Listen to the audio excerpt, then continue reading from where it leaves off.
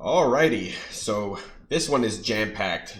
This was a huge week of spoilers. Actually, the week's not even over. We're already up to like 34 cards. Gonna do the video here.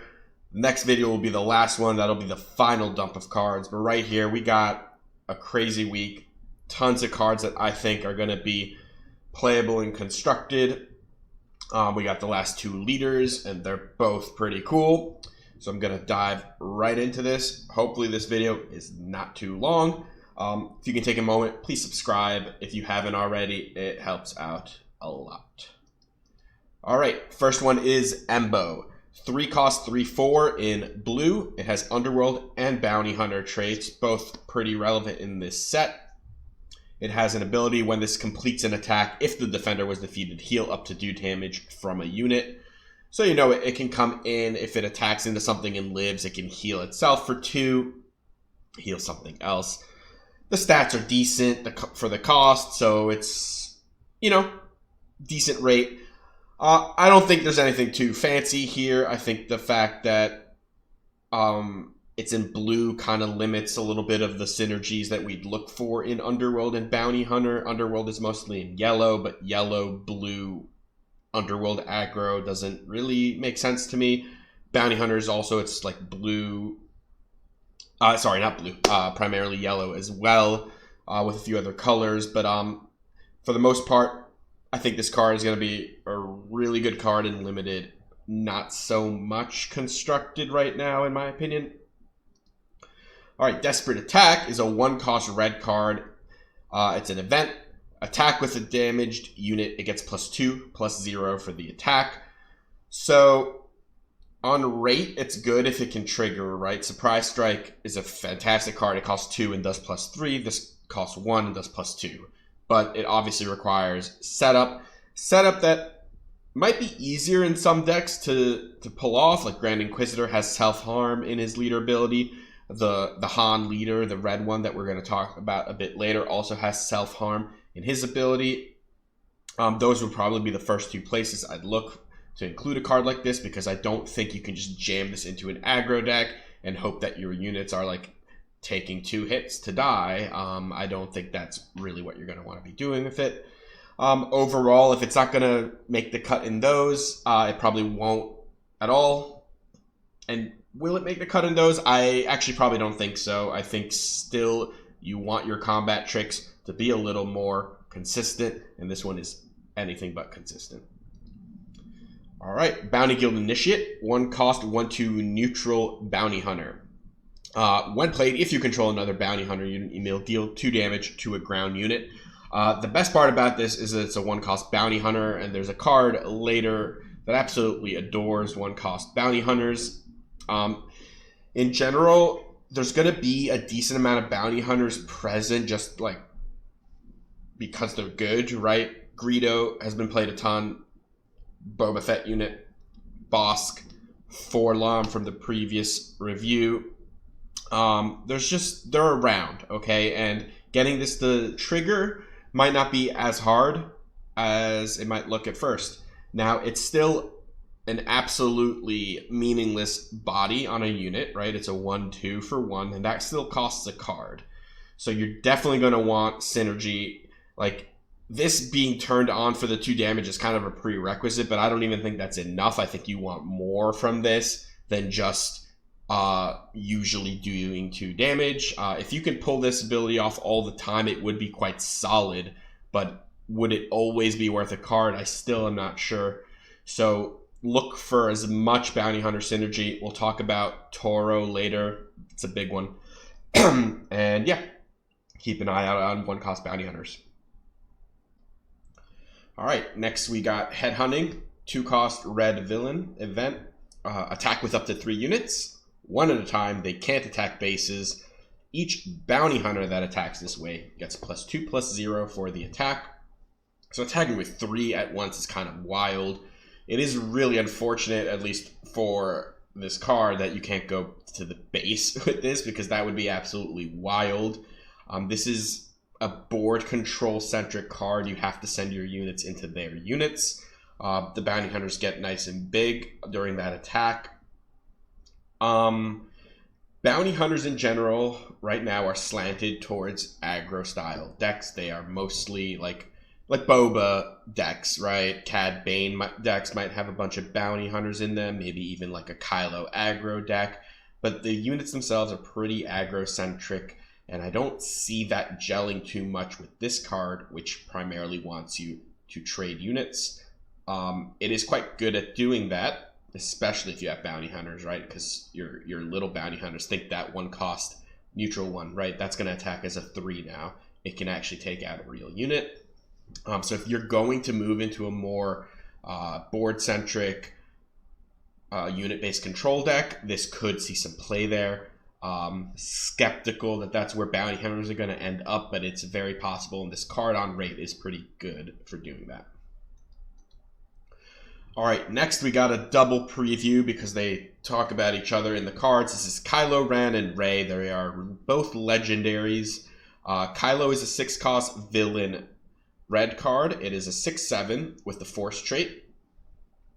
Now it has, while playing this unit, ignore the villain aspect penalty if you control Ray. So basically, if you put this in a Ray hero deck, as long as you're playing red, so blue-red Ray, this would now still only cost 6 in that deck. Unfortunately, if you're playing like blue-green Ray, this would still get the aspect penalty from the green. So in that sense, it's not super flexible. Ray, on the other hand, is a 5-cost blue hero card, 4/7 Force trait, and has the same text for the hero part. So while playing the unit, you ignore the heroic aspect penalty, so this can go into a Kylo blue deck and not have a penalty. All right, what else? They both have on-attack triggers. Kylo's is give a unit +2/+0 for this phase, so he could give it to himself or to something else. If it's a non-villain unit, give an experience token to it. So that would probably occur way more often in a Ray deck, right? You're playing this in a Ray deck, all your other units are going to be heroes, or they're going to be non-villains, that is. So he can buff them. He can give them +2/+0 and an experience when he attacks. Ray, on the other hand, has an on-attack to heal 2 damage from a unit, and if it's a non-hero unit, so not herself, you can give it a shield. So both these cards are better on rate when they are played in their non-home decks, right? Ray is better in a Kylo deck because her on-attack trigger can shield villainous units over there. Kylo's on-attack can give experience to non-villain units, so those are going to pop up in a Ray deck. All right, now let's talk about the cards themselves. They're both beefy, right? For their cost, they are both kind of overstated, but neither of them have on-play abilities. Ray in particular doesn't even have like a particularly crazy ability when it's paired with ambush.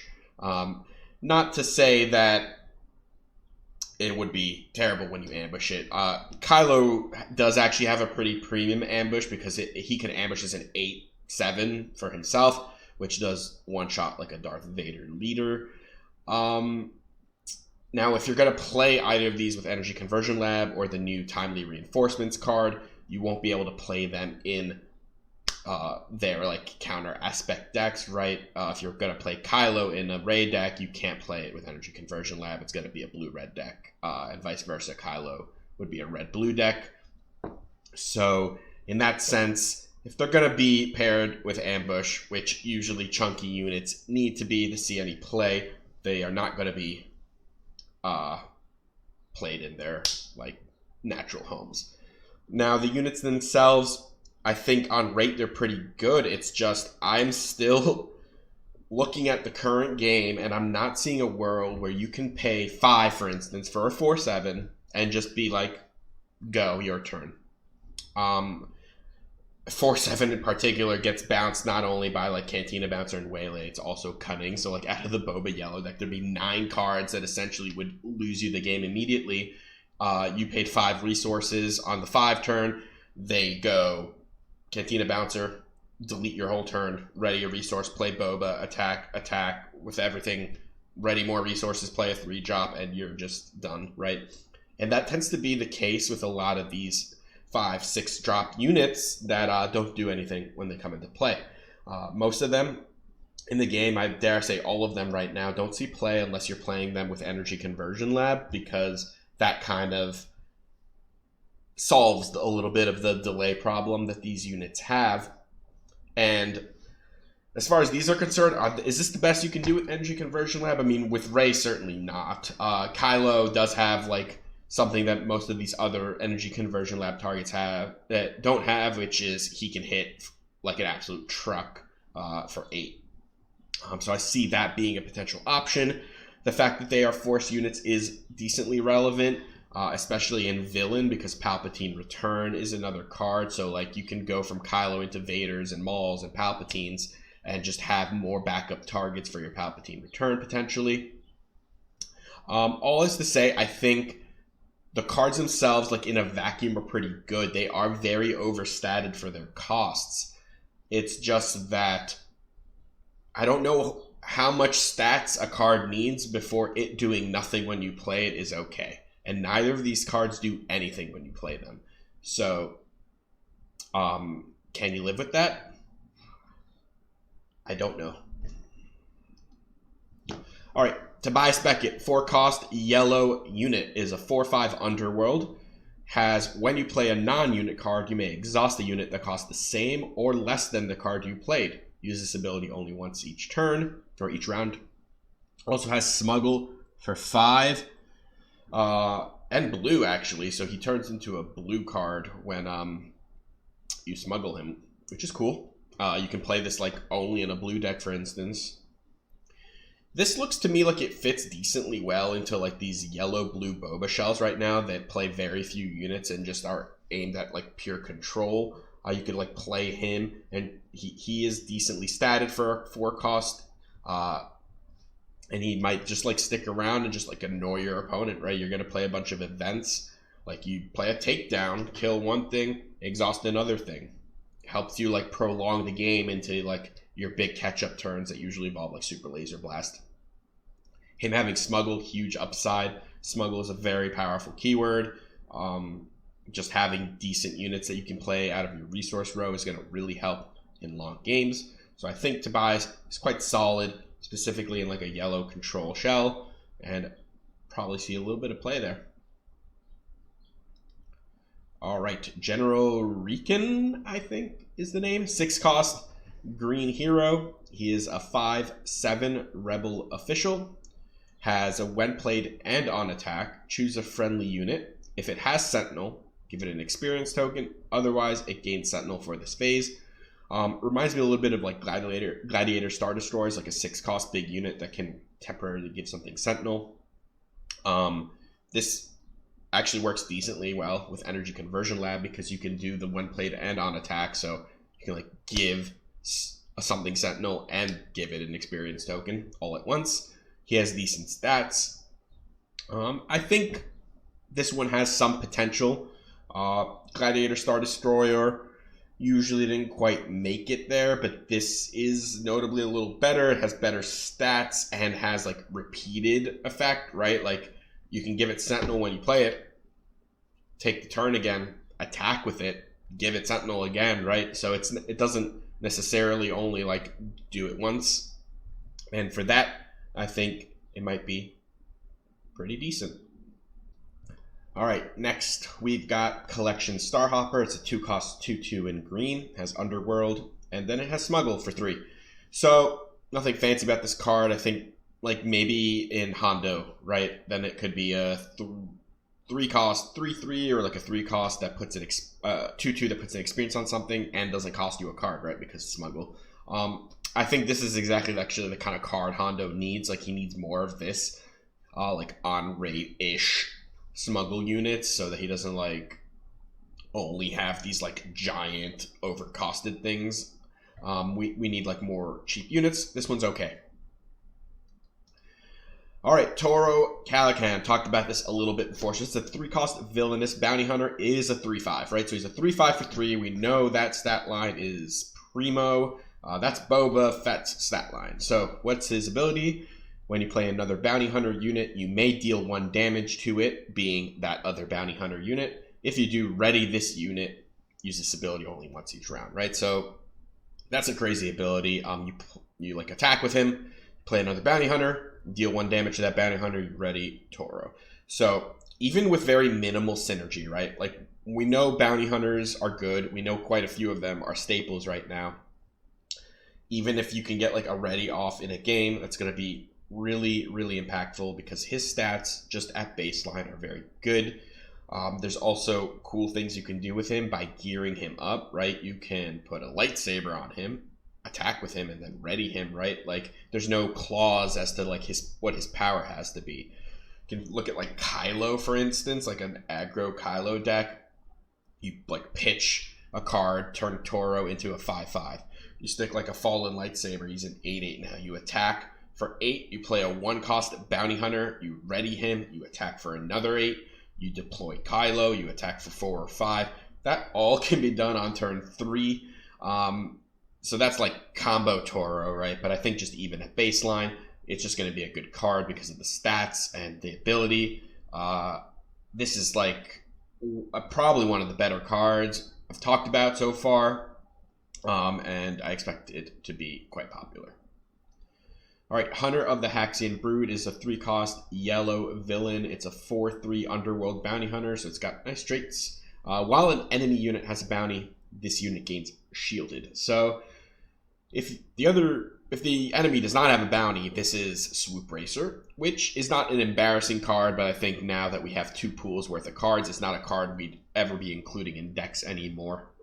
So let's see how can we get shields on this reliably. I'm thinking if you're going to play a bounty deck, that's usually going to be a boss deck right now. That's where I've had any success with bounties, because outside of him, their synergy has been pretty minimal. But there's also going to be Jobba the Hut, which is a leader we'll talk about later, who puts bounties on things, so it's another place. Now, if you can reliably make this a 3-cost 4/3 shield, that's just really strong. That's just a kind of a crazy unit to be playing. And I think there's going to be a place for this, as long as like Bosk Yellow or Jabba Yellow are going to be playable decks. This could very well make the cut there. All right, Chaos of War. It's a double aspect red card, 3 cost. Deal damage to each player's base equal to the number of cards in that player's hand. So this is burn. This reminiscent of like 4 cause to believe in. This is just direct damage to base. It costs 3. It's going to do some amount of damage, right? Against certain decks, it's going to do a lot more. It does hit yourself too. So in like aggro mirrors, this might actually be a pretty big liability.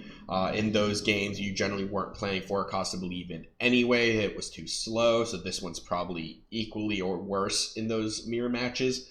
But against a lot of other places, having more access to direct damage, I think is going to be pretty big. Like, you can play it alongside 4 cost to believe in like a mono red Sabine deck. You've now got 6 of that effect.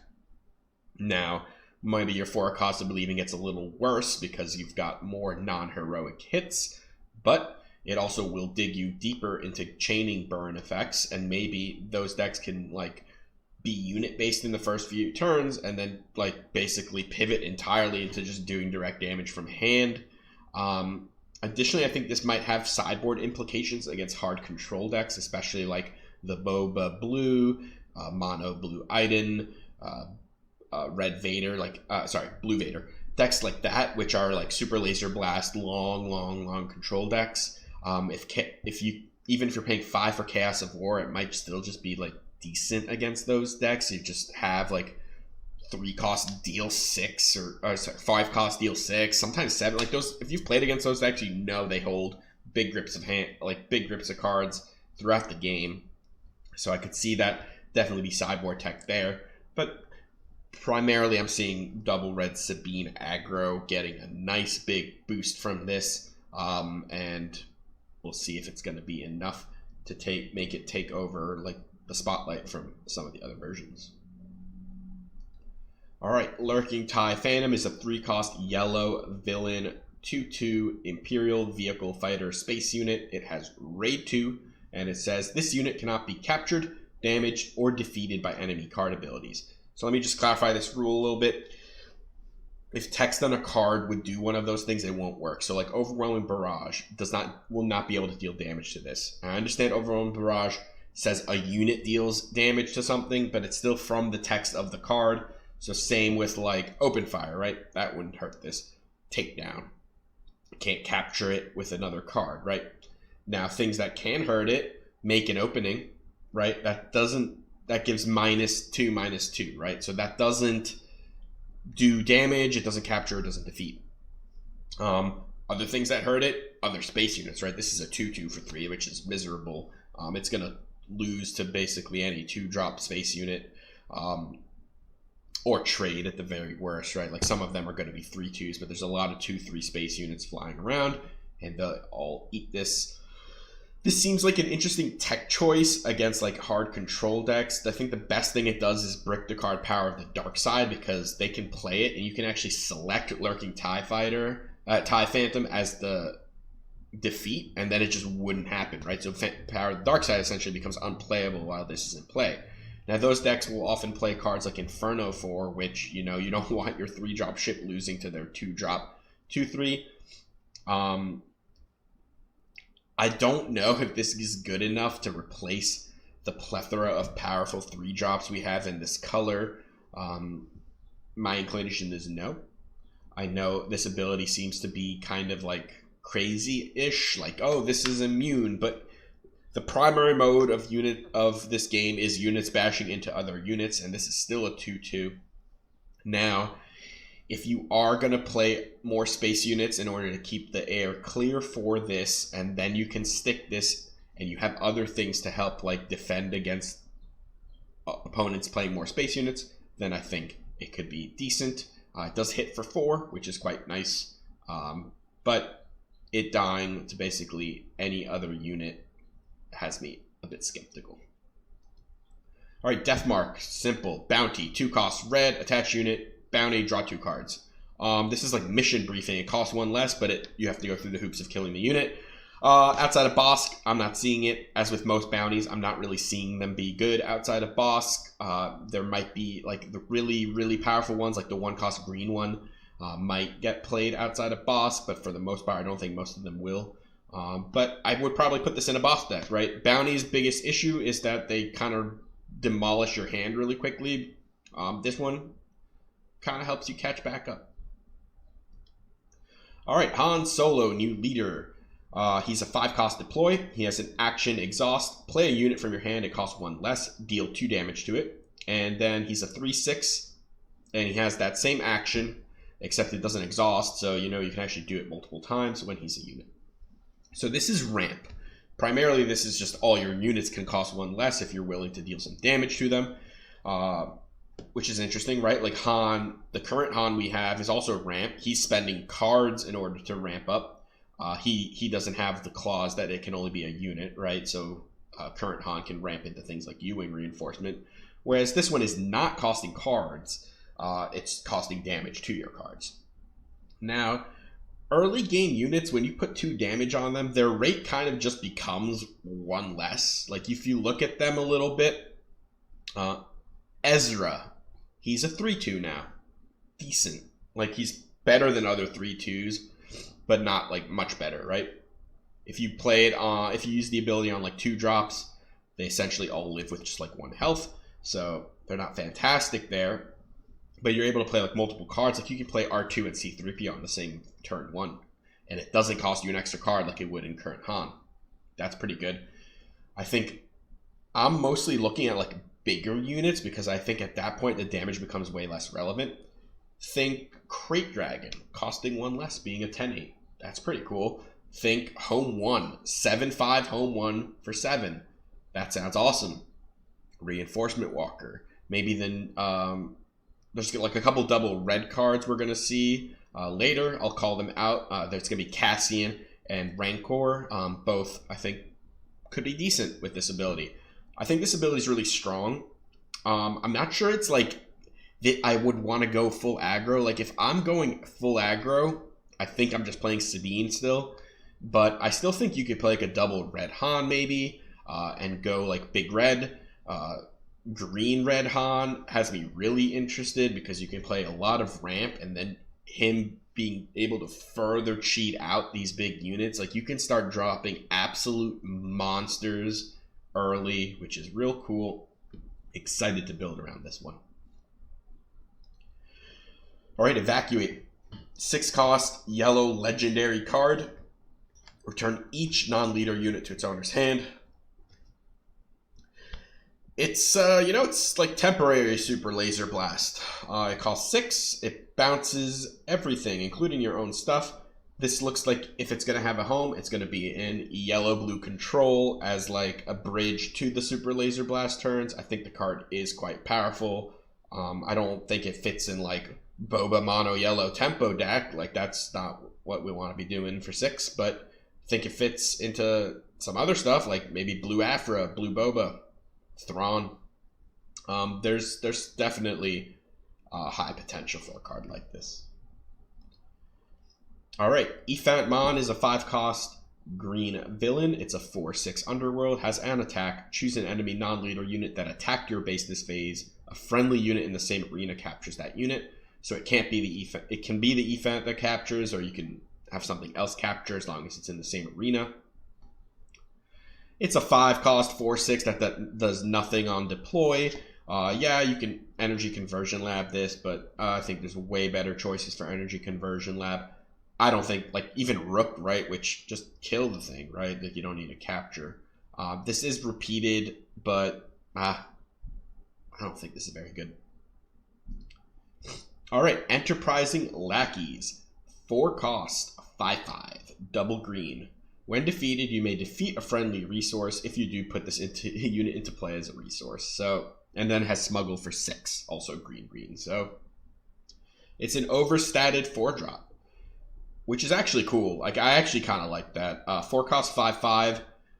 I'm in on 4 cost 5/5. I'm also in on when it dies, it immediately goes into your resource row so that you can play it as a 6 cost 5/5 when you run out of cards. Which, when it dies, you can put it back into your Smuggler row, right? So that's cool. Furthermore, in like a Hondo deck, it would actually be a 6 cost 6/6 because it would get an experience. I think this card's quite solid. I don't know.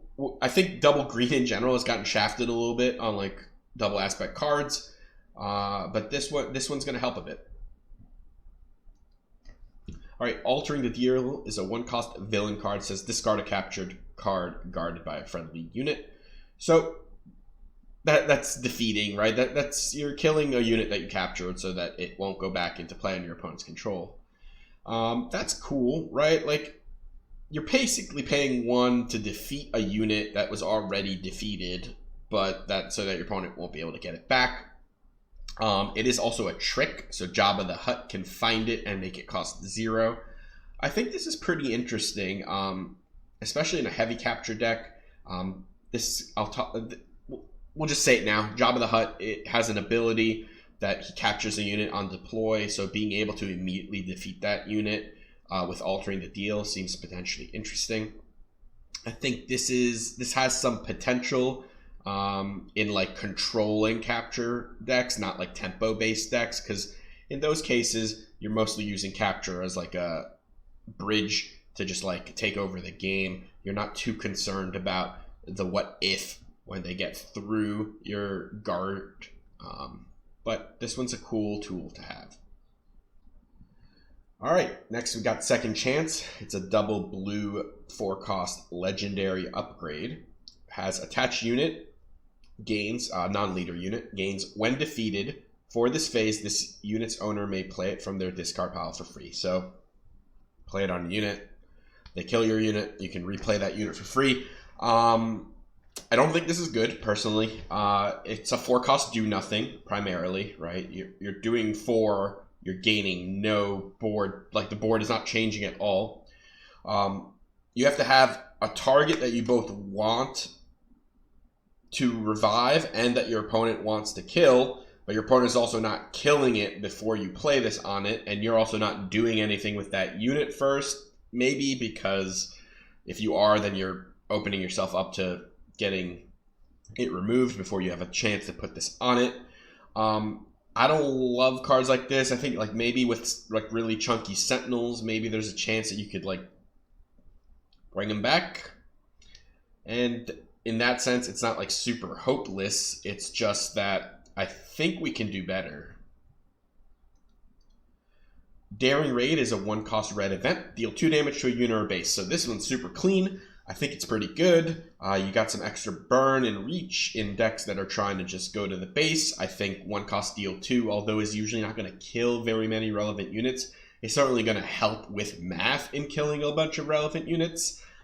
This card's so cheap that I think you can squeeze it into a lot of curves. Works nice with Tarkin Town as a way to like just kill anything that has 5 or less health. Overall, I'd be very surprised if this card does not see some amount of play in some wide variety of decks, whether or not they are aggressive or even controlling. I think this one's cool. All right, Arcaten's Assault Cruiser is an 8-cost green space unit, is a vehicle capital ship, 7/8 with ambush. When this unit attacks and defeats a non-lethal unit, put the defeated unit into play as a resource under your control. So in ambushes, it kills something, it puts it into play under your control as a resource.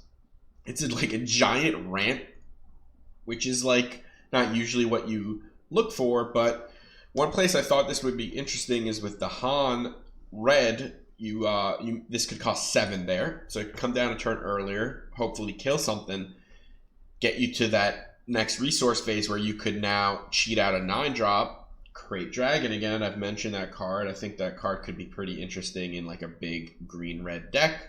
Doesn't have to be Han. This card's decent, I think.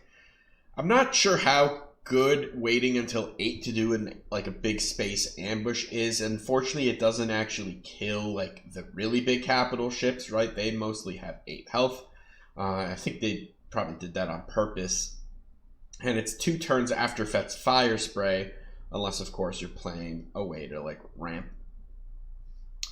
I think the card's decent. I think the fact that it does ramp only when it kills something is a little bit of a disadvantage because your opponent might just not play a space unit, in which case this is just kind of a dud. But I think there's some play to this, and I'll definitely be testing it out. All right, Wild Rancor is a 6-cost double red unit. It's a 6/8 with Overwhelm. Has a when played, deal 2 damage to each other ground unit, so yours and theirs. Now, this one's chunky, very chunky. It does kind of...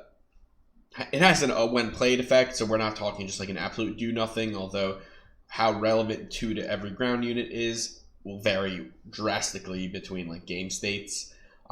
I'm actually more interested in this as a 5-cost 6/6 that does the exact same thing, and I'll say Han again. I think Han makes a lot of these weirdo units a lot better because they just cost 1 less, and this one has plenty of health to give.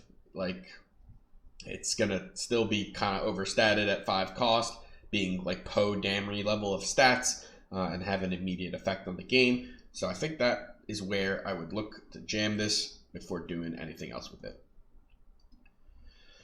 All right, Super Commando Squad is a 5-cost villain blue. It's a 4/4 Imperial Mandalorian Trooper that has a shield, and it also has a text when it's upgraded, it gains Sentinel. So it does come in as a 5-cost 4/4 shield. When that shield goes away, bye-bye to the Sentinel, but there's definitely ways to re-upgrade this, put new shields on it potentially. This one's okay, I think. It does like have immediate impact, right? Sentinel is an immediate impact on the game. The Sentinel's only temporary, so we've had cards like that, like Vigilant Honor Guards is a 4/6 that has Sentinel when it's undamaged. That card was fringe playable, mostly not. This one I think is probably a bit better than that, and it does have some relevant traits to boot, so it's worth messing around with, although I still think rate-wise, not quite there for Premier. Right, Evidence of the Crime is a 3-cost blue event. It's a trick. Has take control of an upgrade that costs 3 or less and attach it to an eligible unit of your choice. So this is upgrade hate to the max, right? Because you're stealing the upgrade. You can also technically move an upgrade you control to something else. It's a trick, so right now that just means Jabba can find it. This looks like a sideboard card in a heavy upgrade meta, right? I don't think you're just jamming this willy-nilly into main decks. You're not really happy about paying 3 to like steal a shield from something. Like, you need to steal something substantial. Dark Saber, that'd be pretty cool to steal. All right, Privateer Sick, maybe? It's a 2-cost yellow space unit. It's a 2/2. While you control another yellow unit, this game's shielded. So it's Crafty Smuggler in space, although it does not spot you the shield. You kind of have to work for the shield, and because of that, I don't think it's quite good enough. Although, I wish... I kind of want to play this. Like, I know how annoying shields are, especially in space. Like, 7 Fleet Defender is an absolute monster of a card. If this was reliably getting a shield, it'd be really cool. Unfortunately, it being a 2-cost means you're probably not playing it on turn 1, at which point, when are you squeezing this into a curve and how reliable would it be? But there's like a little bit of potential that it could make the cut just because of how good shields are. All right, here's a big one. Cassian Andor is a 3-cost red hero card. It is a 3/5 rebel, so let's just stop right there. That's pushed, right? Those stats are very good. It's got the magic rebel key trait too. So let's see what else it's got. It's got Smuggle for 5. 5 in red hero. So, you know, you don't love paying 5 for a 3/5, but Smuggle is pure upside, right? And it also has, when played using Smuggle, ready the unit. So it would come in ready as a 5-cost 3/5. In Lando, for instance, that you could smuggle in for 3 and he comes in ready as a 3/5. That's good. In Han, you can actually just have like best of both worlds. You can play this turn 1 as a battlefield marine, right? Comes in, it's a 3/3 with 2 damage on it. Or you could play it the next turn as a 3/5. I also didn't mention this before with Han, but that self-damage, and it works particularly well here, does turn on Carabast. So Carabast now has like a really easy way to trigger. So like you do the Han thing onto Cassian or another unit, right? And then you've got a 2-cost deal 3 with Carabast, which is a pretty nice card to have access to.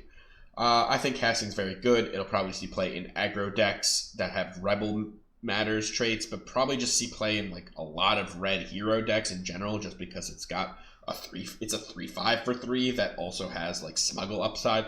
Card's just very, very good.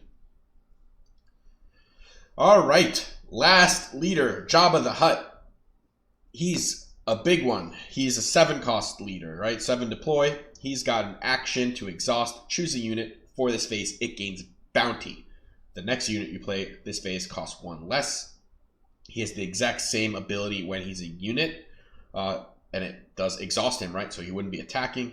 He's a 2/12, and he has a when deployed ability, another friendly unit captures an enemy non-leader unit. So it's not him. He doesn't do the capturing, which is probably important because he has 12 health. Probably be almost impossible to get him off the board quickly. So let's talk about the leader ability stuff first with the bounty. So the most important thing I think with that bounty thing is you have now a free way to like turn bounty matters on. So we talked about like that 4/3 Haxon guy that gets a shield when an opponent's unit has a bounty. We know cards like Chrysanthemum and Jango Fett care about bounties, right? So you have now got reliable ways to trigger them. Oh, there's a unit that ambushes, and then if the unit has a bounty, that unit loses 4 attack. I don't remember the name of it. It was in yellow. There's probably some more that I'm missing off the top of my head, but you got a free way to do that. You also have discounts once you kill the unit, right? So on the front side, it discounts the unit by 1. On the leader side, it actually discounts the next card you play by 2. So, and if you do both in one turn, on the deploy turn, you could actually get a 3-cost discount. So you want to be able to kill the units ideally with something you have in play already, so that you don't have to like spend removal, because then that discount's gonna not like ramp you as much. But if you're paying 0, right, and you kill something with a unit you have in play, you've now essentially ramped for the turn, or double ramped when Jabba's out, and that can be pretty significant. On top of that, this capture, that's an incredibly powerful ability. It's a 0-cost removal, essentially, akin to like Palpatine's ability. Now, Palpatine steals it immediately, but it has to be damaged, right? This removes something, right? Something is removed from the game, at least temporarily. There's ways to make that permanently. We talked about the black card that costs 1 that discards a captured unit. There's also Dryden Voss, the legendary in yellow, which would take control of the unit. So you've kind of built your own Palpatine in that case. I think that ability is really, really strong, because capturing something for 0 is like, that's just really powerful. Now, you have to have another unit to do it with, and that unit needs to survive at least for a second in order for you to get advantage of like something like Dryden. But I think it's a really strong ability, and I think his bounty stuff is going to matter too, not just because of the ramp, but because it's going to turn on bounty matter synergy. He is a monster to get off the board with 12 health, so he's probably sticking around. I like Jabba. I think there's going to be potential to build him as like a double green big ramp deck. I think there's going to be potential in yellow with with where you get more of the bounty matters stuff. Those will be the first 2 places I look to make a Jabba deck. Alright, Frozen in Carbonite is a 3-cost upgrade in Villain Yellow, attached to a non-leader unit. Attached unit can't ready. When played, exhaust attached unit. Alright, so you exhaust the thing and it doesn't ready. So it's kind of like soft removal, right? As long as this is in play, that unit doesn't do anything. Unless it has like Sentinel, right? Then it would still be doing its thing. But reminds me a little bit of Entrenched, right? Because Entrenched often is being used as like hard removal these days, especially in decks that don't play a lot of units. Now this you can play in a deck that plays units, because it's not like that thing is getting +3/+3 and can attack you. Is this good? I think it's okay. I think 3-cost semi-hard removal is solid. It does brick like cards like Power of the Dark Side the same way Entrenched does. So if you're going to play this in blue, it's kind of a little bit of non-synergy there. Are you going to play it in like a mono-yellow Boba deck? I think not. I think you'd rather be playing things like Waylay and Relentless Pursuit that like bounce and trigger his ability, and not have to worry about them potentially blowing you out with upgrade removal. I think there's potential for this card for sure. Like, you can't dismiss a card that essentially is 3-cost hard removal for a lot of units. But it does have situational blowout potential when people play upgrade hate, and it in a pure control deck where you're playing blue removal, is this good enough to make the cut? Potentially. Ooh, Jabbas Ranor. This one's big. It's an 8-cost villain green. It's a 9/9 underworld. It does say if you control Jobba the Hut as a leader unit, it costs 1 less. So let's start there. I think primarily if you're going to play this, it's in a Jabba deck. So let's just say this costs 7. It's 7-cost 9/9. Has when played and on attack, deal 3 damage to another friendly ground unit and 3 damage to an enemy ground unit. So it comes in and bonks one of your own units, one of theirs. That could be good, that could be bad. I mean, obviously if you're playing this card, it's probably good for you. You might not even have another unit. Or if you do, maybe it's just Jabba and you like hit him for 3. Seems also a decent unit to be doing the capturing for Jabba's ability, right? Because it looks like a beating to get off the board. Jabba could also like ramp this guy out by an extra 3 potentially on his flip turn. So it could end up costing 4 for a 9/9 if you've managed to pull that whole sequence off, right? Jabba exhausts, gives a bounty to a unit, you flip Jabba, you exhaust Jabba, you give the bounty again to that same unit, it now has that 3, and then you kill it. Now you can do that and that combo with not just Rancor, right? Like you can end up playing like a 4-cost Darth Vader, which might be better than a 4-cost Rancor, right? We can compare Jabba's Rancor to Darth Vader and Maul, because in a Jabba deck it does cost 7. Is it better than either of those cards?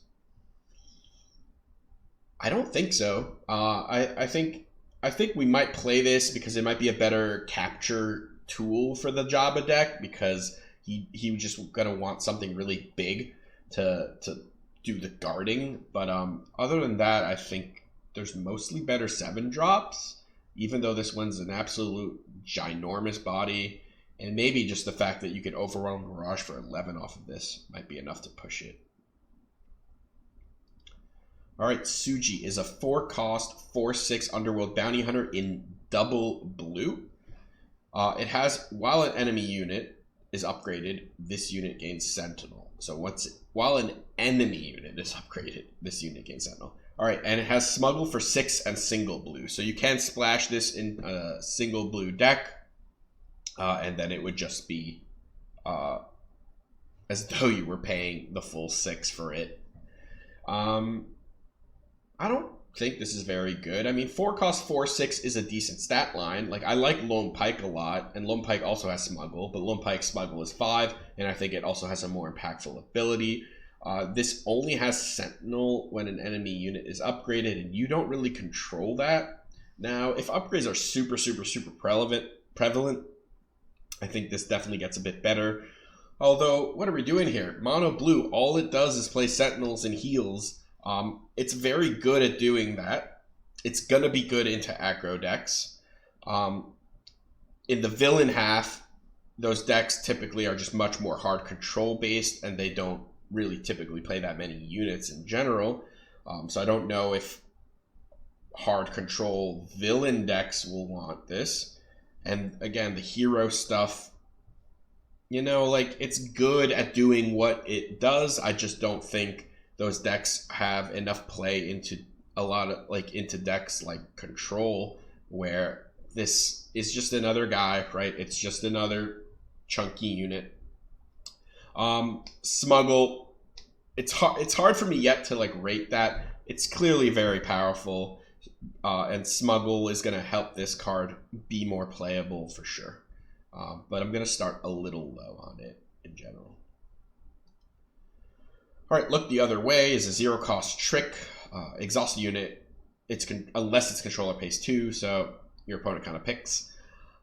I don't think this card's any good. I think it's going to get overrated. It reads to me like a card that's going to get overrated.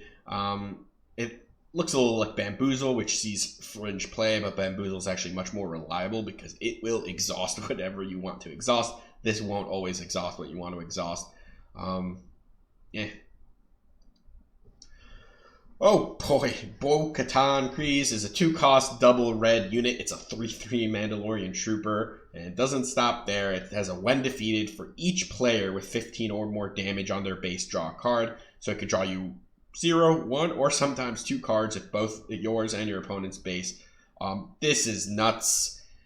This is like exactly what you want to see out of your double aspect cards. I think we've mostly gotten double aspect cards that are not quite pushed enough to make me want to build double aspect decks outside of double yellow, but this is certainly making me look at double red, especially because I think the Rancor 2 in a Han deck is a decent one as well.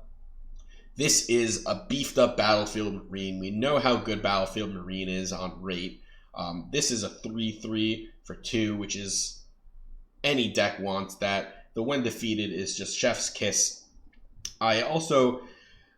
It's just even so much more important that these double aspect decks get good early game plays, because the biggest thing I see when I start to build a double aspect deck is I look at the 2 drops and I am just unhappy every time, because most decks play between 9 and 12 2 drops, and they're usually split between the couple colors because we haven't gotten to the point where we have a ton of push 2 drops. Even in double yellow, we were playing cards like Viper Probe in our main deck because we just needed to get to a certain amount of decent 2 drops. And seeing one as good as this in a double aspect makes me really happy, because we can now get to that critical mass, hopefully. Now I think Hero is now at that critical mass because they get A-Wing and Sabine. Those are just 9 premier ones.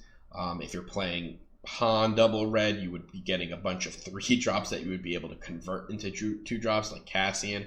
So now you just got a bunch of choices. But even in Sabine, you play this, you play Sabine unit, you would play A-Wing, and then there's more, like Partisan Insurgent maybe, the droids maybe, X-Wing maybe, right? There's enough at this point. Villain, I still don't think has enough, because Villain doesn't really have any good 2 drops, unfortunately. I don't like the 2/3s very much, so that's why that. But yeah, Bo-Katan, this is a nutty card. I think one of the best cards in the set, probably. I hope we can see double red get to the point where it's super viable, and I think this is going to do a good job in pushing that archetype there. All right, no bargain, 3-cost villain event. It's a trick, so another trick for Jabba to go find. Each opponent discards a card from their hand, draw a card. Cool card. I think in decks that are going to want to target control decks through discard, this will make the cut. It's going to be pretty cheap, especially if you do play Jabba. It'll cost 2. It reminds me a little bit of Cripple Authority. Now, Cripple Authority costs 2, but it also has the clause that their opponent has to have more resources than you, and this doesn't have that. So I think this certainly can be like a sideboard option. You pair this in conjunction with some other discard effects to get to that critical mass at discard. It's something Villain hasn't really had yet, but I think with the addition of cards like Pillage now in red, and then you got this, we might get to a critical mass in Villain as well that they can play a hard discard strategy against control decks.